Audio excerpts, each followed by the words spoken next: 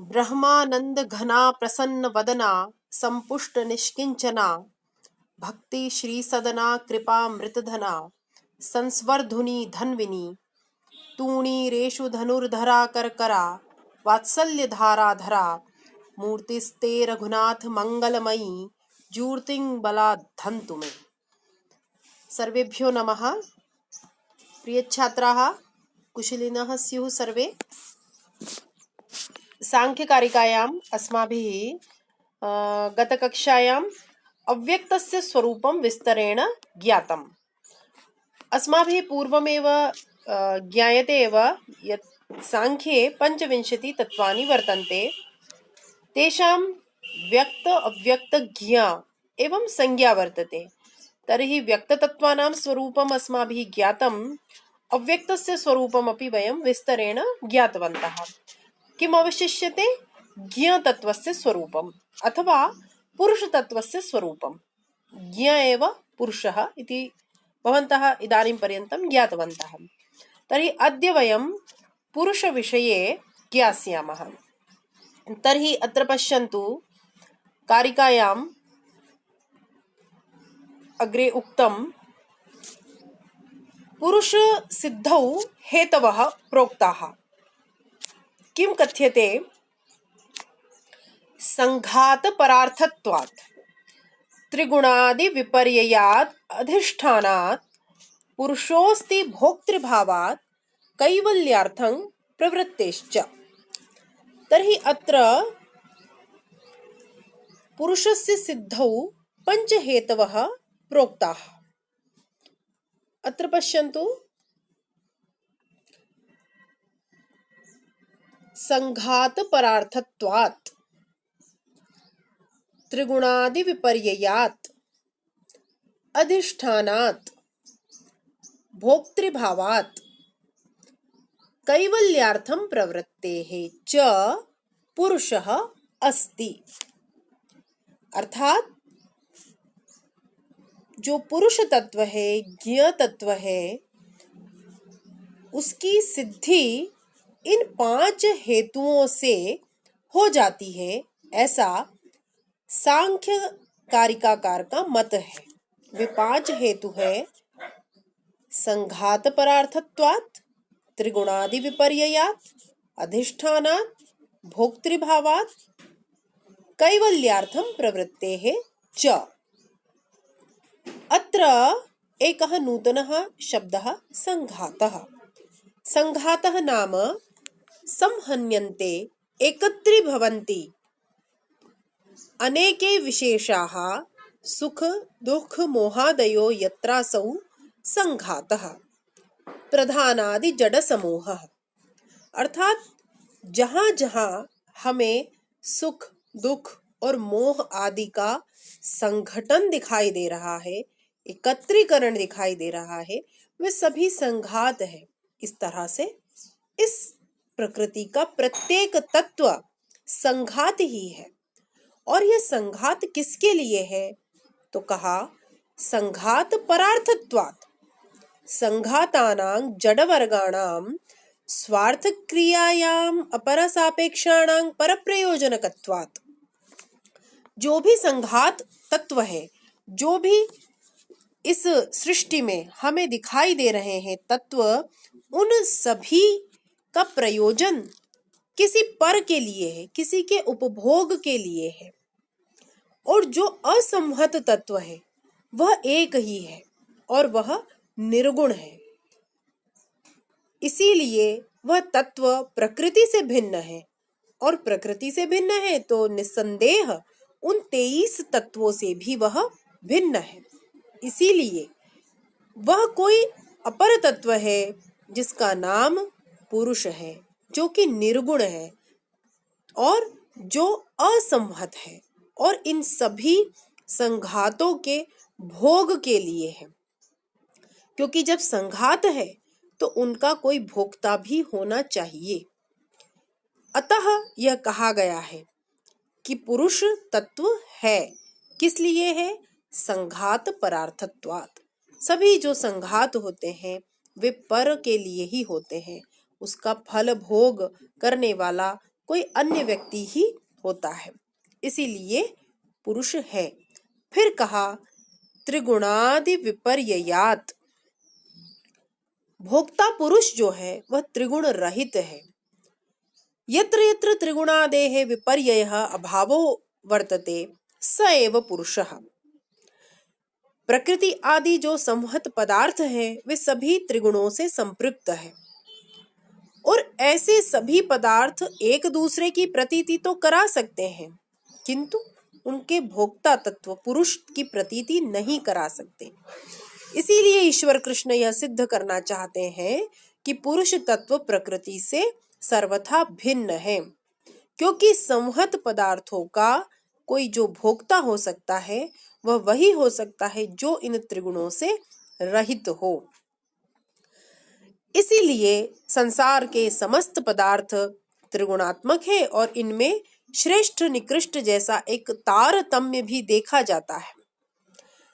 तो कोई तत्व ऐसा भी होना चाहिए जिसमें यह तारतम्य न हो, और जो इन सभी संघातों का भोग तटस्थ रूप से कर पाए, तो वह कोई तत्व है। और वह कौन है? तो सांख्य कहता है पुरुषः, अतएव पुरुषः अस्ति।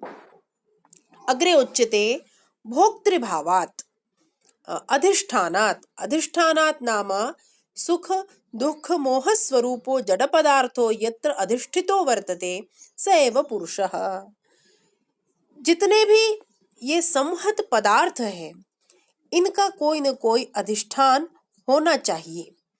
अधिष्ठाता होने से पुरुष की सिद्धि होती है, क्योंकि ये पूरा त्रिगुणात्मक जगत जो है वह जड़ है, और इस जड़ समूह का कोई चेतन अधिष्ठान अपेक्षित है। जैसे रथ का अधिष्ठाता सारथी होता है, अधिष्ठाता के होने पर ही वह जड़ पदार्थ कार्य करने में समर्थ होता है। सारथी न हो तो रथ का संचलन नहीं होगा। इसीलिए इस जड़ प्रकृति और उससे उत्पन्न समस्त तत्वों का कोई अधिष्ठान जो कि चेतन है, वह कौन है? वह पुरुष ही है। चौथा हेतु कहते हैं भोक्तृभावात्, अर्थात साक्षित्वात्। त्रिगुणात्मक पदार्थों का भोक्ता कोई चेतन ही हो सकता है। भोग्य और भोक्ता भाव इस बात का प्रमाण होता है कि कोई भोक्ता अवश्य है। सुख दुख मोह बुद्धि आदि पदार्थ भोग्य है। जिस प्रकार कोई फल स्वयं अपना भोग नहीं करता, कोई शस्त्र स्वयं को नहीं काटता, अग्नि स्वयं का दाह नहीं करती, इसी प्रकार त्रिगुणात्मिका प्रकृति अपने ही पदार्थों का भोग नहीं करती।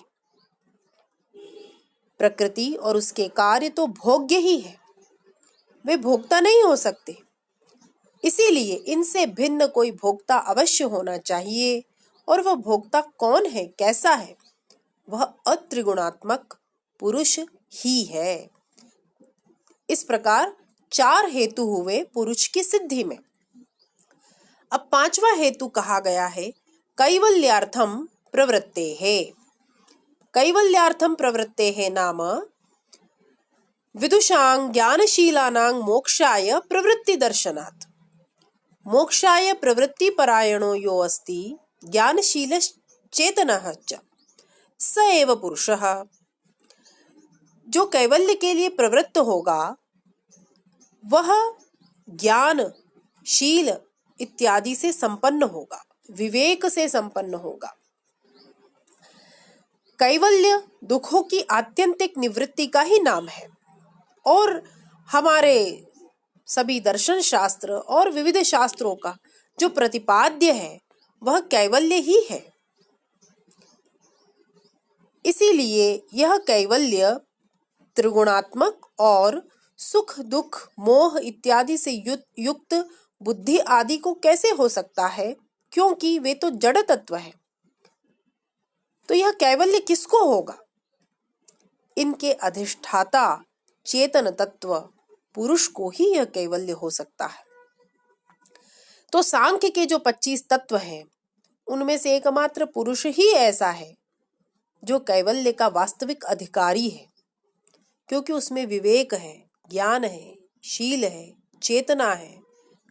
अतः पुरुष का अस्तित्व सहज ही सिद्ध हो जाता है। तर्हि वयं निश्चयेन वक्तुं शक्नुमः यत् चतुर्विंशति तत्त्वानि तु वर्तन्ते एव, किन्तु ते सर्वेपि पदार्थाः भोग्याः। तेषां भोक्ता, तेषाम् अधिष्ठानः, तेषां यः तेभ्यः यः चैतन्यं प्रददाति सः कश्चित् विशेषः एव वर्तते, सः पुरुषः एव। एवं कृत्वा सांख्यदर्शनेन पुरुष तत्वस्य सिद्धिः कृता।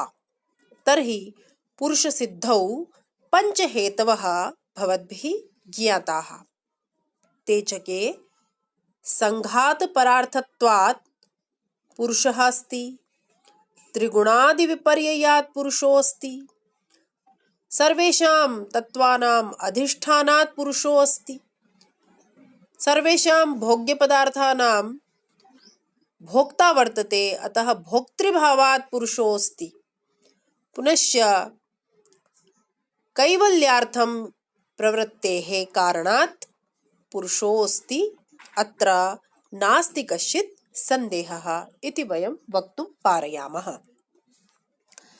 तो आपने उक्त कारिका के माध्यम से पुरुष तत्व की सिद्धि में 5 हेतुओं को जाना।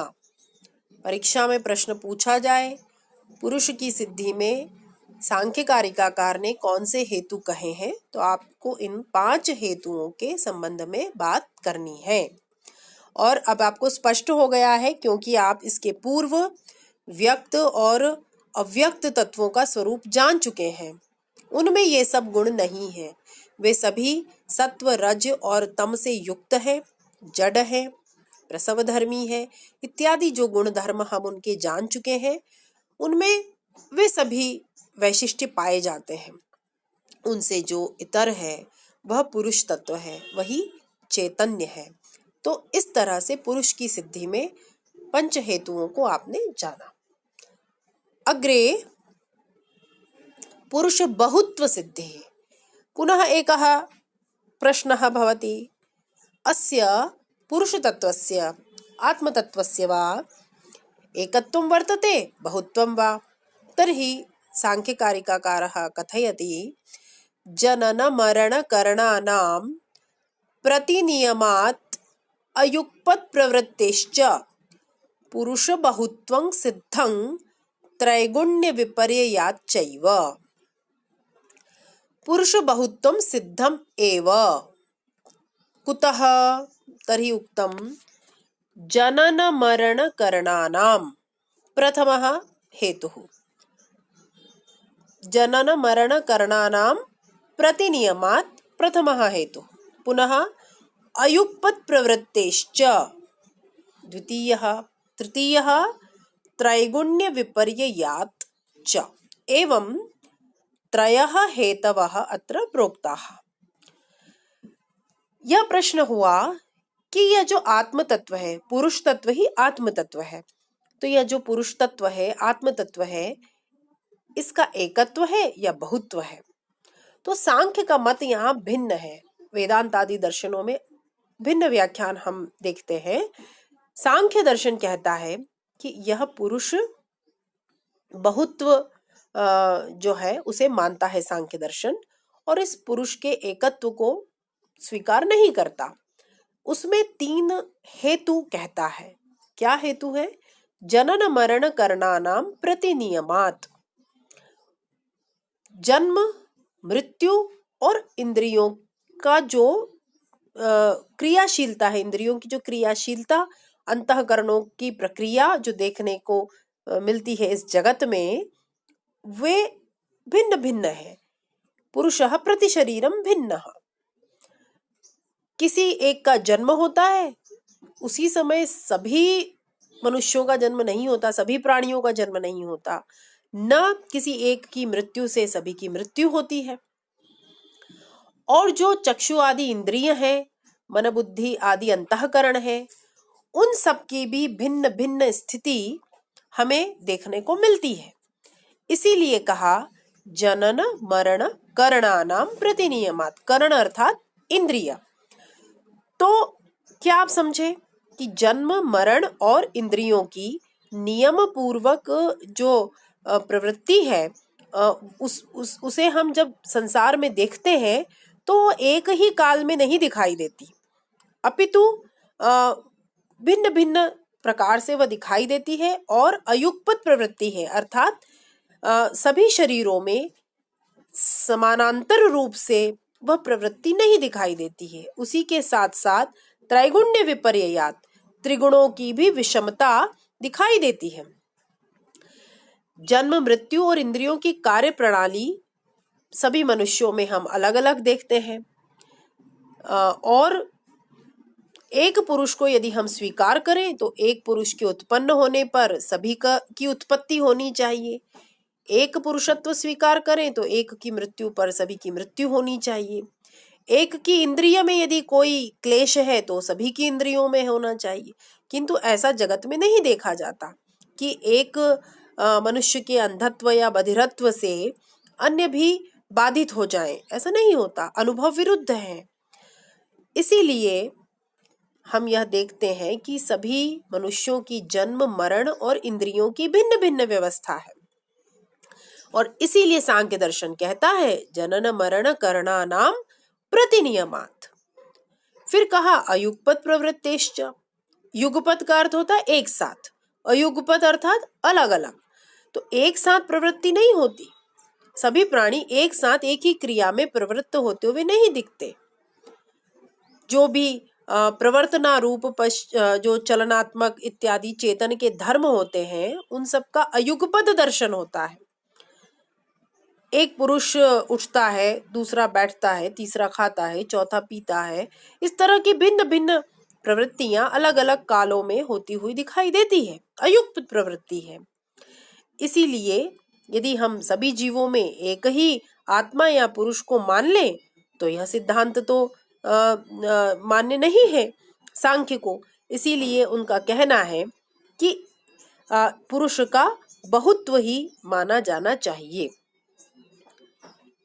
इसीलिए सांख्य दर्शन पुरुष के एकत्व को स्वीकार नहीं करता है। अन्य दर्शनों में भिन्न व्याख्यान हम देख सकते हैं। वहां पर वेदांत आदि में तो एकत्व को ही माना गया है और एक ही परमात्मा को पूरे प्राणियों में, समस्त प्राणियों में अनुस्यूत माना गया है। किंतु सांख्य की दृष्टि भिन्न है। और जो त्रैगुण्य विपर्ययात कहा, उससे भी यह सिद्ध होता है कि जो तीन गुण है सत्व रज तम, उनका न्यूनाधिक्य देखा जाता है और इनके कारण ही जो मनुष्य है उनकी प्रवृत्ति भिन्न होती है। कोई सत्व बहुल होते हैं, कोई रजो बहुल होते हैं, तो कोई तमो बहुल होते हैं। तिर्यक योनि इत्यादि को तमो बहुल माना जाता है। इस प्रकार से सत्व रज और तम के न्यूनाधिक होने के कारण भी हम पुरुष के एकत्व को नहीं मान सकते। और इसीलिए सांख्य दर्शन स्पष्ट रूप से कहता है कि पुरुष का एकत्व नहीं है, अपितु प्रति शरीर पुरुष भिन्न है। तर्हि एवं उक्त्वा सांख्य दर्शनेन पुरुष बहुत्व सिद्धि कृता। प्रत्येकस्मिन् मनुष्ये भिन्न भिन्न प्रवृत्तिः दृश्यते। एकस्मिन् काले सर्वेषु समान प्रवृत्तिः न भवति। एकस्य जन्म भवति, अपरस्य मरणं भवति। इंद्रियेषु अपि भिन्न भिन्न प्रवृत्तिः दृश्यते। पुनश्च तत्र त्रिगुणानामपि विपर्ययः दृश्यते। सर्वत्र त्रिगुणानां साम्यं वयं न पश्यामः। क्वचित् सत्वबहुलं, क्वचित् रजोबहुलं, क्वचित् तमोगुणस्य बाहुल्यं वयं पश्यामः। अतः प्रतिशरीरं पुरुषः भिन्नः एव वर्तते। अतः सांख्य दर्शनस्य सिद्धान्तः कः पुरुष बहुत्वम् इति। तर्हि भवद्भिः एतत् ज्ञातं, पुनश्च एतत् स्पष्टं स्यात्। पुरुष बहुत्व सिद्धौ त्रयः हेतवः के जनन मरण करणानां प्रतिनियमात् पुरुषस्य बहुत्वं सिद्ध्यति। सांख्य मतानुसारम् अयुगपद प्रवृत्तेः कारणात् पुरुषस्य बहुत्वं सिद्ध्यति। पुनश्च त्रिगुणानां विपर्ययात् अपि पुरुषस्य बहुत्वं सिद्ध्यति। एवं भवतां मनसि स्पष्टता स्यात् यत् पुरुष सिद्धौ के हेतवः, पुरुष बहुत्व सिद्धौ के हेतवः, अव्यक्त सिद्धौ के हेतवः, एवं सर्वत्र स्पष्टता स्यात्। क्वचित् पंच हेतवः, क्वचित् त्रयः हेतवः, एवं सर्वं मया अत्र एवं प्रदर्शितमपि अस्ति। अतः भवन्तः एतत् सर्वमपि स्मरन्तु। एकां कारिकाम् इतोपि पठामः। अग्रे उच्यते तस्माच्च विपर्यासात् सिद्धं साक्षित्वमस्य पुरुषस्य कैवल्यं माध्यस्थ्यं दृष्टृत्वम् अकर्तृभावश्च अत्र पुरुषस्य धर्माः कथ्यन्ते। एवं पुरुषस्य स्वरूपं वयं ज्ञातवन्तः। सम्प्रति वक्तुं शक्नुमः अस्मिन् ज्ञतत्वे पुरुषे के धर्माः वर्तन्ते। तर्हि कथ्यते साक्षित्वं, कैवल्यं, माध्यस्थ्यं, दृष्टृत्वम्, अकर्तृभावश्च। विवरणं पश्यामः।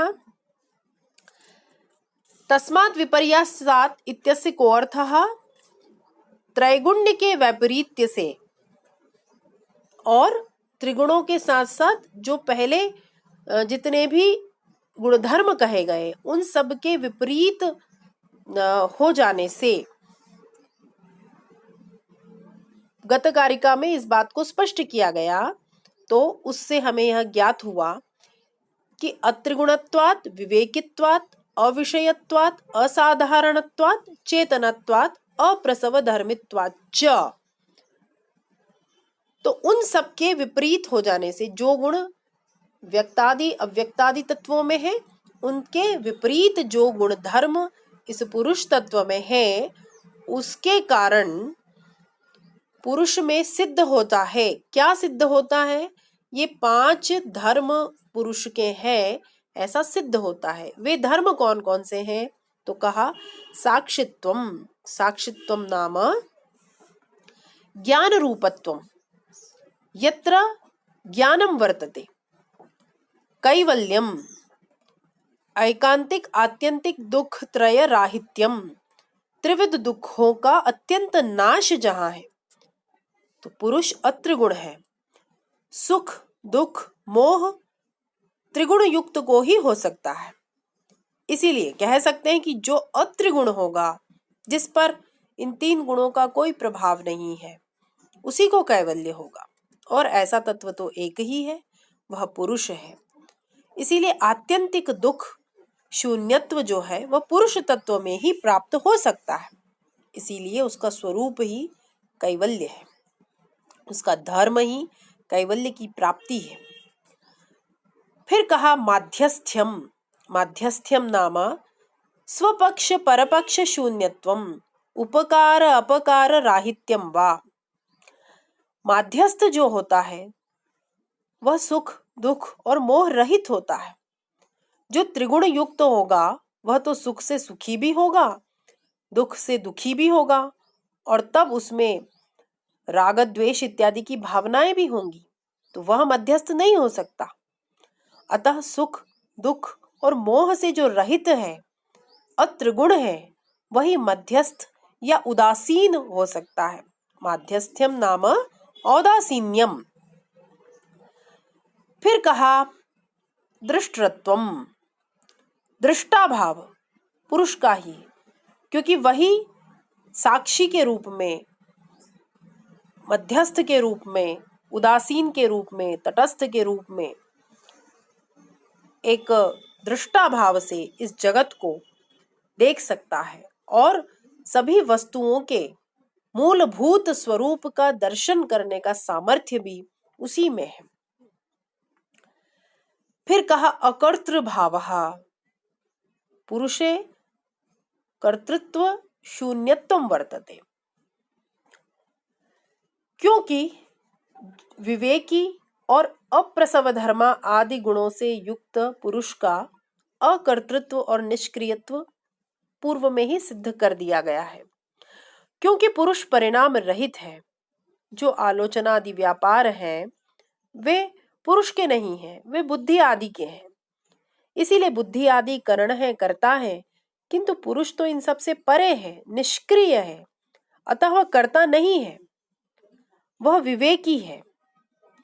अतः प्रकृति के साथ मिलकर अन्य तत्वों को उत्पन्न नहीं करता, उत्पन्न करने वाला ही कर्ता होता है। अविवेकिता और प्रसव धर्मत्व गुणों के धर्म है, और पुरुष में तो सत्व रजतम आदि गुण है ही नहीं, इसीलिए वह कर्ता सिद्ध नहीं होता, उसका अकर्तृत्व ही सिद्ध होता है। वह कर्ता नहीं है, किंतु वह भोक्ता है।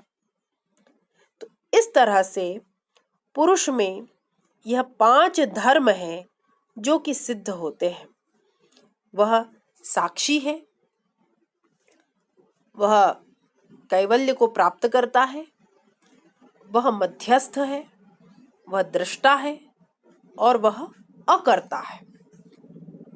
तर्हि अद्य अस्माभिः पुरुषस्य विषये विशेष रूपेण विस्तरेण विवेचनं कृतम्। आदौ किं ज्ञातं? पुरुष सिद्धौ के हेतवः, 5 हेतवः अस्माभिः तत्र ज्ञाताः। पुनश्च पुरुष बहुत्व सिद्धौ 3 हेतवः। पुनश्च पुरुषस्य 5 धर्माः, साक्षित्वं, कैवल्यं, माध्यस्थ्यं, दृष्टत्वं, अकर्तृभावश्च। एवं कृत्वा पुरुषस्य संपूर्ण स्वरूपं भवन्तः अद्य ज्ञातवन्तः इति अहं चिन्तयामि। तर्हि अद्य एतावत् पर्याप्तं वर्तते। श्वः पुनः भिन्नं विषयं पठिष्यामः। तर्हि अत्र एतावदेव स्थापयामः। अस्तु, पुनर्मिलामः। धन्यवादाः।